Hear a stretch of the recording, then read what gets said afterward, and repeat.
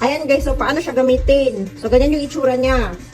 So pag ganito yung posisyon ng blade niya, ibig sabihin naka-close po yan. Kailangan mo tong iangat. So iikutin mo lang to.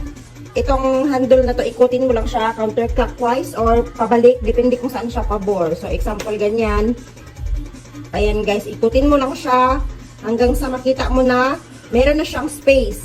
'Di ba? Meron na siyang space. So diyan mo siya i-insert yung can. So ganyan yung ayos niya, ganyan. And then ibalik mo lang siya sa ayos niya kanina na mahigpit. Ayan o, mahigpit na siya, ayan. Tsaka mo siya ituloy ng ikot. Ayan, ganyan. So kapag umiikot yung can guys, ibig sabihin nun, goods yung pagkakalagay mo. Nagbubukas na siya. Ayan, ituloy-tuloy mo lang ang pag-iikot. Ayan, napakadali na lang magbukas ng dilata ngayon guys.